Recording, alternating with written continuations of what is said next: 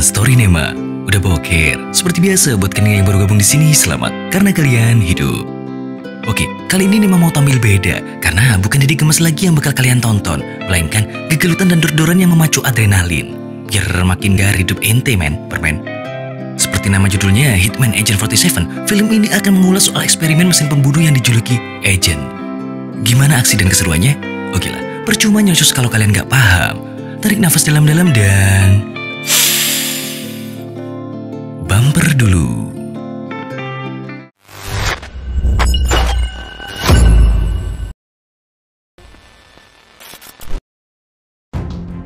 Berawal dengan sebuah pengenalan singkat tentang sebuah penelitian yang diawali pada tahun 1967. Bahwasanya ada sesosok ilmuwan yang mencoba menciptakan mesin pembunuh yang semprulnya.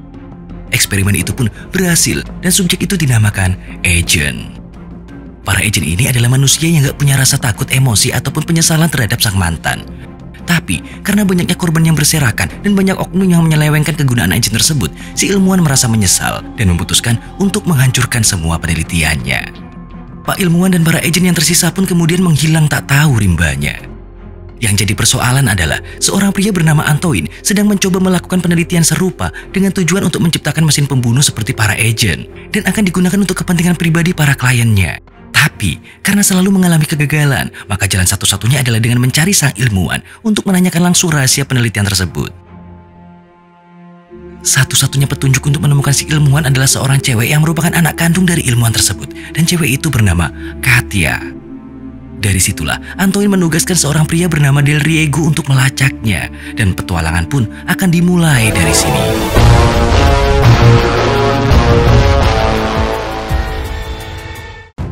Setelah Del Riego berhasil melacak lokasi Katia, tiba-tiba terjadi sabotase yang membuat Del Riego harus dievakuasi.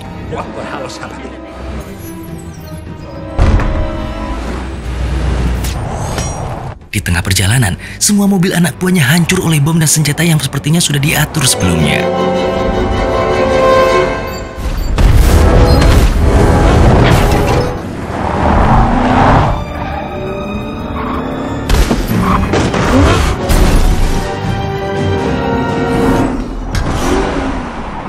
Ketika berhasil masuk bunker pribadinya, dia segera memerintahkan operator untuk melihat situasi. Namun tak disangka, para operator itu sudah tewas, begitu juga kedua anak buahnya. Ternyata, serangan sesangar itu cuma hasil dari satu orang pria dan orang itu adalah Agent 47. Agent 47 ini pun meminta koordinat lokasi Katia berada, dan jika dia menolak, maka matanya akan diganti dengan pelor bekas. Setelah berhasil mendapatkan lokasi Katia, Agent 47 pun pergi. Del Riego sendiri tewas oleh bom otomatis pas dia akan mengambil senjata.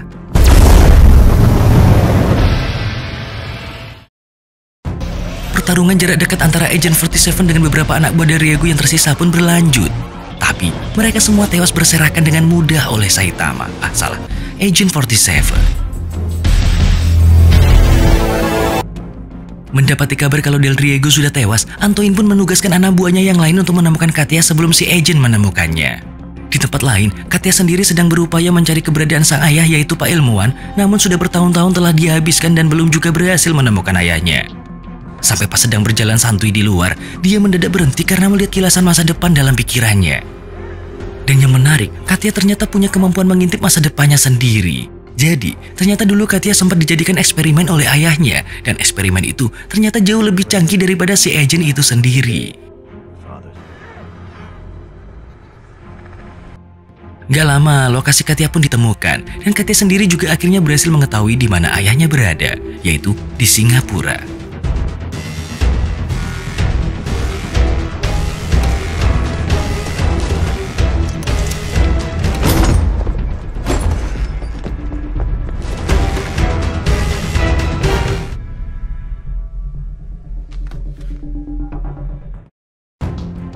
Katia pun segera pergi ke stasiun untuk naik kereta. Tiba-tiba, ada seorang pria bernama John Smith yang mengaku dikirim untuk melindunginya dari si Agent. aksi kejar mengejar pun terjadi. Look at the shadows under his coat. Look at his eyes and tell.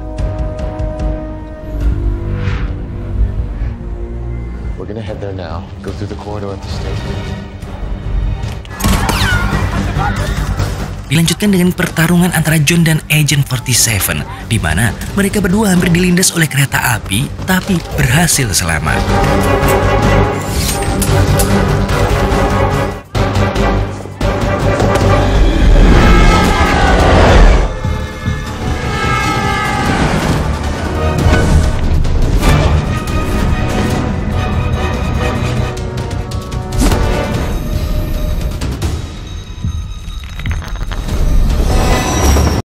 Setelah berada di mobil, mereka pun memutuskan untuk kabur. Tapi Agent 47 gak menyerah begitu saja.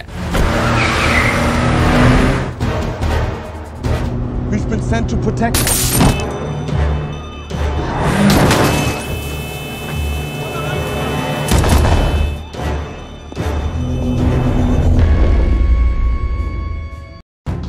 John dan Katia pun meneruskan pelarian mereka dengan berjalan kaki. John bercerita kalau dia bekerja di sebuah perusahaan sindikat internasional dan ditugaskan untuk melindungi Katia dari Agent 47. Karena udah nggak ada pilihan lain, John dan Katia pun memutuskan untuk masuk ke gedung kedutaan dan terpaksa harus ditangkap oleh pihak keamanan kedutaan. Saat diinterogasi, Katia menjelaskan kalau dia sedang dikejar oleh seorang pria yang ingin membunuhnya. Di sisi lain, Agent 47 justru masuk ke dalam gedung dengan terang-terangan dan tanpa perlawanan. Ketika melewati metal detektor, pihak keamanan sangat kaget tak terkira saat melihat senjata profesional beraneka rasa yang dia bawa. Agent 47 pun berakhir di dalam ruang interogasi. Kepala keamanan mencoba menginterogasi sang agent untuk mengetahui identitasnya, tapi Agent 47 malah mempermainkannya dan membuat emosi kepala keamanan hingga mau memasukkan peluru ke senjatanya lalu mengancam agent agar tidak main-main karena sedang terkunci bersamanya. Dengan riang gembira, sang agent pun menjawab bahwa kaulah yang terkurung bersamaku. Dan segala efek action slow motion keren pun terjadi.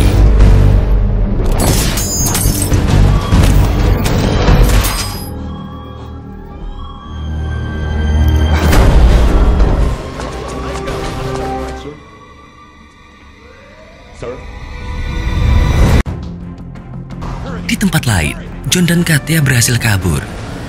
Si agent akhirnya menyamar sebagai pihak keamanan dan berhasil lolos. Lalu dengan skill uniknya, sang agent mencoba menembak Katia dari jarak jauh. Untung saja, peluru itu hanya sedikit menyerempet lengan kirinya.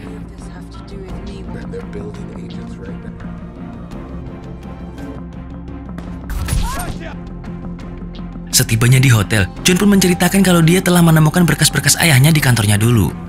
Di situ, tertulis kalau ayahnya berhasil mengubah Katia sejak kecil dengan menyuntikkan serum khusus, yang ternyata karena itulah Katia punya kemampuan untuk bisa melihat masa depan, walaupun dalam hitungan menit. Gak lama telepon berdering, tiba-tiba si agent masuk dan menembak John. Katia pun dikeplak sampai pingsan dan bangun-bangun udah terikat di sebuah kursi. Disinilah fakta sebenarnya terungkap. Agent 47 bukan bermaksud membunuh Katia, namun justru menyelamatkannya. Karena ternyata John adalah utusan Antoine yang ingin menggunakan Katia untuk menemukan sang ilmuwan. Sang agent pun menceritakan kalau semasa kecil dia dan Katia adalah teman baik hingga terpisahkan saat penelitian itu dihentikan. Agent 47 juga memaksa membangkitkan kemampuan Katia dengan menyuruhnya meloloskan diri dari ikatan itu. Dan di sana sudah ada mesin pesawat yang siap menghancurkannya.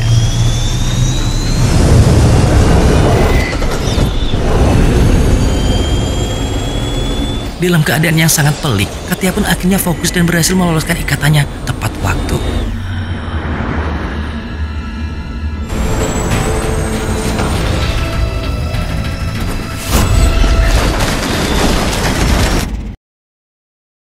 Selesai dengan itu, mereka berdua pun dikepung oleh anak buah Antoine.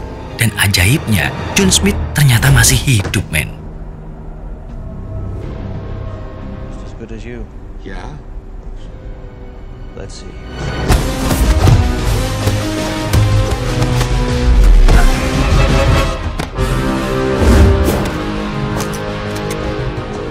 I'm better. Say it.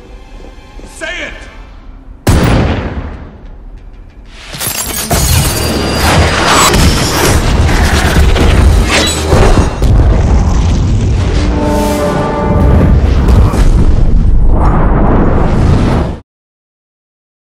Setelah berhasil lolos, sang agen pun menceritakan kalau John Smith adalah hasil eksperimen dari perusahaan sindikat profesional, di mana tubuhnya dilapisi oleh titanium cair yang ditanam di bawah kulit, sehingga tubuhnya kebal terhadap peluru dan benda tajam. Dan mereka pun bergegas pergi ke Singapura saat itu juga. Setelah sampai, Katya pun akhirnya bertemu dengan sang ayah untuk pertama kalinya setelah bertahun-tahun terpisahkan. Dalam momen reuni itu, sang ayah mengungkapkan kalau tujuan dia meninggalkan Katya adalah untuk menghindarkan Katya dari bahaya. Tak lama berselang, anak buah Antoine tiba menyerbu mereka. Tapi bukan ilmuwan hebat namanya kalau nggak bisa menyelamatkan diri, dan mereka pun kabur dengan menunggangi kuda besi yang benar-benar keren.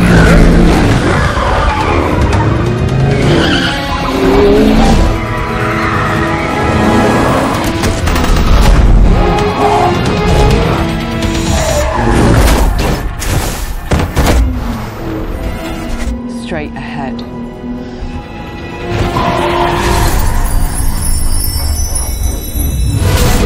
I want this building sealed.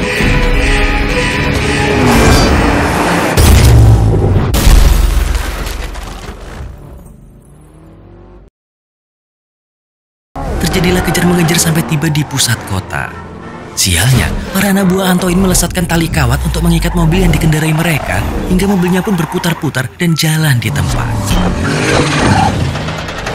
Bukan action namanya kalau sang tokoh berpangku tangan. Agent 47 pun turun dari mobil dan...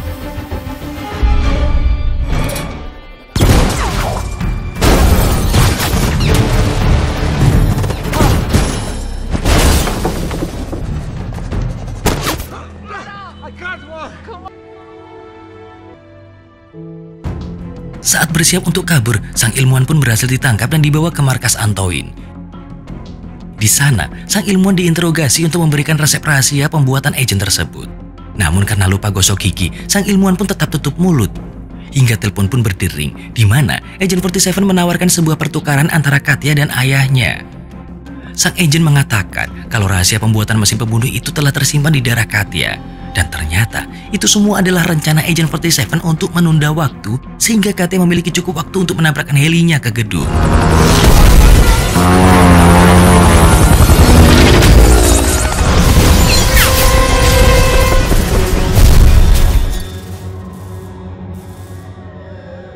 Saat Antoine akan diamankan, Agent 47 terlihat sudah berada di sana. Pertarungan antara John Smith dan si agent pun terjadi lagi.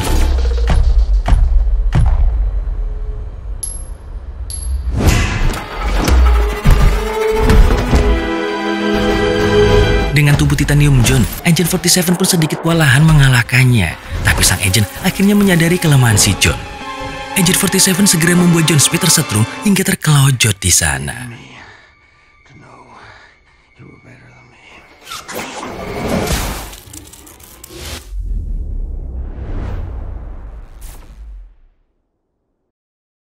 Di sisi lain, Antoine terlihat akan kabur menggunakan helikopter bersama sang ilmuwan, sedangkan Katya dan Agent 47 terlihat sedang berada di lift untuk menuju ke atas. Begitu sampai, mereka berdua langsung menghabisi anak buah Antoine, tapi ayahnya berhasil dibawa kabur olehnya.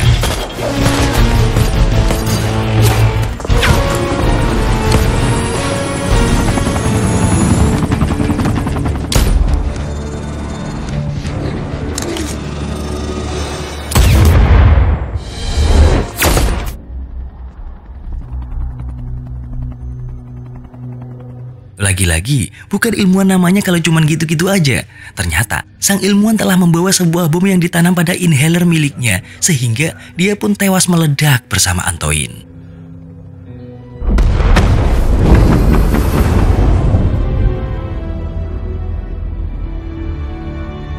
Gak berselang lama, Agent 47 menelpon kliennya untuk mengkonfirmasi kalau Antoine sudah tewas.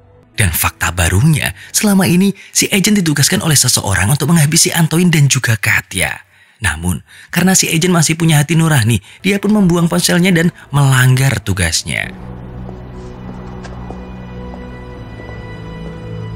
Tanpa mereka sadari, sang atasannya itu telah mengirim seorang agent yang lain untuk membunuh Katya dan Agent 47.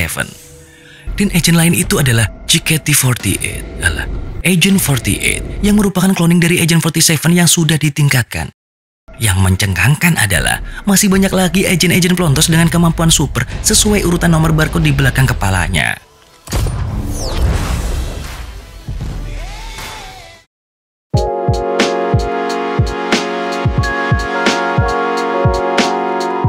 Film yang cukup keren dengan jalan cerita yang ringan, setidaknya menurut Nema. Ditambah dengan efek-efek slow motion yang emang lagi digandrungi saat ini. Ya, cukup mampu memompa adrenalin tetangga lah ya. Oke, seperti biasa buat para jomblo, segera temukan jodohmu karena daging yang terbelah rasanya lebih nikmat daripada telapak tanganmu. Dan kalau ada yang request film untuk diulas, bisa kalian tulis di komentar ya. Bye.